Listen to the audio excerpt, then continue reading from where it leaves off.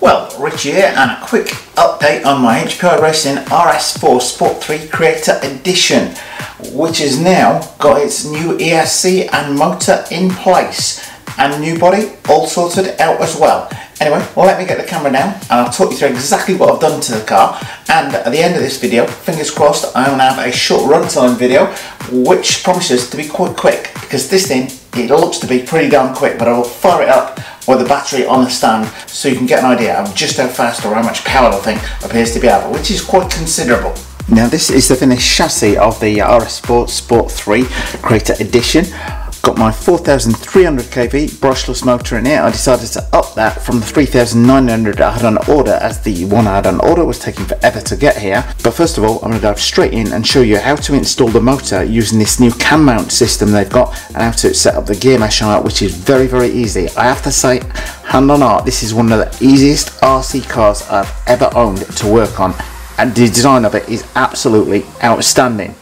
I'm going to very quickly show you how to install the electrics and then show you the finished product. Just fitting my pinion gear and the motor mounting cam system on here. Now, it's quite good in the manual, it tells you exactly how high that needs to be. It needs to be 8mm from the top of the motor there to the top of the pinion. So nice and simple and fairly idiot proof to do. Now once you've got the cam mount on the side of the motor, I was thinking, how on earth can you see the gear mesh on it, because they show the paper on there, but then I read the instructions which helpfully says remove this little screw and you can see it ideally from the side. So you can put your mount on there, and this is a cam action, and you just twist it round until the gear meshes up perfectly, then put the clamp back on and it marries up. So with that cover removed, slide the motor into the cam mount, do these two screws back up, leave that up and down, that's not too tight, not too noisy. So very, very easy indeed to fit the motor and pretty much mesh any pinion gear you want. Very nice, neat and easy system to fit that motor and pinion gear in there. Loving that motor cam mount, and this one screw to undo the cover to see the mesh, absolutely brilliant. This car is very well designed. Next job is going to be to stick my ESC down in there. Got plenty of space for the ESC on there, and in addition got plenty of space here to the side. I'm going to stick the on-off switch, reaching over there for easy access on that. So I've just got this cable to tidy up. First of all, I'm going to wire this in, because this pushes in from under this side of the receiver box, so it's key that I do that before sticking this down. I've got all my wiring in, 2S battery pack on there at the minute. This is my new ESC, fits in there with plenty of room to spare on there. Tidied all my wiring up. You will notice this little red lead here, as I've made an addition to the body, but that is pretty much all ready to fire it up, and I will fire it up in just a second. But first, let's move on to that body, and no, magnetic body mount. But before I move on to that body, I have bought a spare rear differential for it. I'm going to do a little video on exactly how to lock this rear differential. Nice and simple and easy. HPI Racing do a lockable spool for the rear of the car, but it's about $45–50 bucks on it. One of these $16, and I can lock it for less than $1, absolutely solid. So that's going to be in a future video, as it will enable me to turn the car into a drift car. Anyway, onto that body. Well, this is my Pagani Zonda F body, looking a lot better now. I've got the body film off, trimmed all the wheel arches, etc, etc, and a lot better since I fit this new rear wing and the two wing mirrors to the car. I also got a second rear wing, complete with a second set of mounting kits.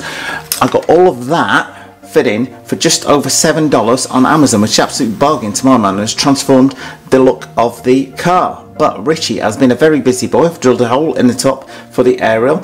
I've routed out 2 holes in the front for the body pillars, and I've adjusted those, as we'll show you in just a second. But at the front here, we have got 4 LED lights, and underneath, yours truly has been very busy indeed, and I think, fingers crossed, I've made quite a neat job of fitting the headlights in. These are locked through from underneath. I've routed the wiring down so that pretty much from on the top you can't see any, well, barely see, it says Richie, says any of the wiring on there.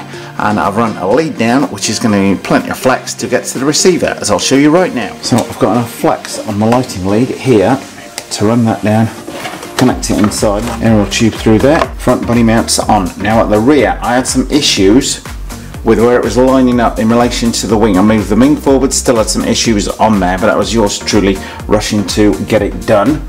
However, with my magnetic body clips on and the clips on at the front, the shell is just about there or thereabouts. I may need to do a little trimming by the end of this video when I actually do the test run of it, but overall I'm quite happy with the fit. And it does look quite a little pocket rocket, which hopefully it will be given that power plant on there.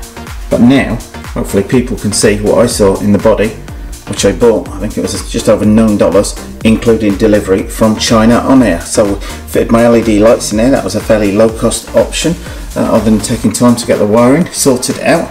And that wing, pretty much a bargain. As I say, 2 of them included in the same kit. Yours for around $7 from Amazon. I'll put a link to the body and the wing if anybody is interested in it. Anyway, should we check out those lights and the power plant? Just remember guys, if you like what you see today, don't forget to subscribe. I mounted the power switch in the back here, so fingers crossed. And it's now primed and ready to play. Well, I was panicking there for a second because the steering wasn't working, but I had turned by accident the dual weight on the steering right down to 0. But the steering is fully functional on air, so are we going to clear or foul on the arches there? Looks like we're clear on the front there, so fingers crossed, no adjustment needed on the front. May need a little trimming if they rub at speed, but we shall see. But check out those LED lights. Fingers crossed, they will look good. So what do we think of the LED lights? They may not be strong enough to drive by, but they're certainly going to make an awful lot of difference in being able to spot the car coming in at speed from a distance. Talking of speed, let me fire it up. Now, this is where we may need a bit of care.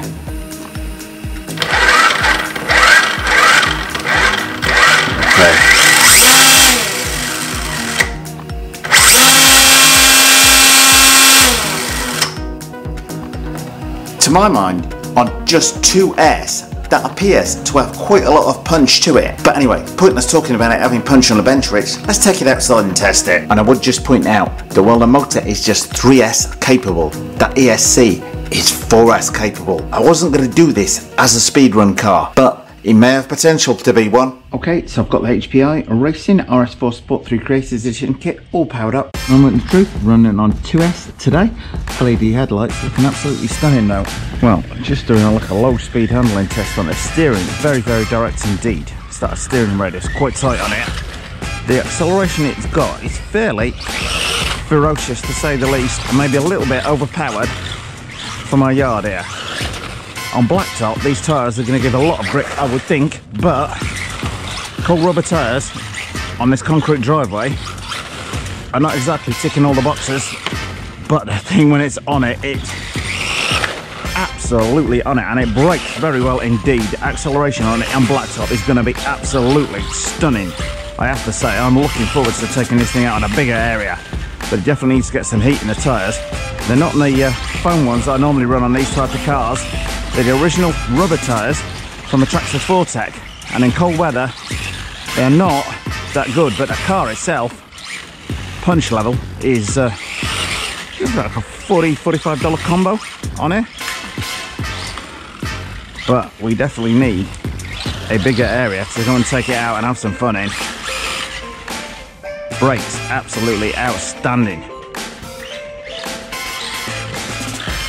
But its potential, it is super smooth. I have to say, I'm loving that, and the steering is absolutely fantastic. But laying that power down today, maybe almost overkill on the power.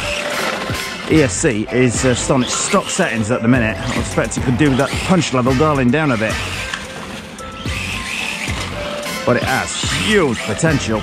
You can feel when it hooks up, it really flies. And it's got, I guess, the rolling then fly. Man. Well, for its initial outing, the HPI Racing RS4 Sport 3 has not done badly at all. So I'm just running with rubber tyres on here today, which in this cold weather are not getting up to temperature, and then particularly this is concrete as opposed to blacktop, not getting the grip that this car really deserves, and not getting a chance to fully lay that power down. But it is blisteringly quick on just 2S here today. So over the weekend I will be taking it out on both 2S and 3S, but I'm going to go and find a suitably good area of blacktop to go and run the car in. So if you don't want to miss those videos and see just how much potential this thing really has, then don't forget to subscribe. Well, if you'd like your very own HPI Racing RS4 Sport 3 Creator Edition, then do not hesitate to get in touch with JJ Customs down in San Jose. Well, thumbs up if you like this video, guys. Post any comments you might have in the comment section below the video, and hit the circle below to subscribe. And if you do hit the circle, don't forget to hit the bell.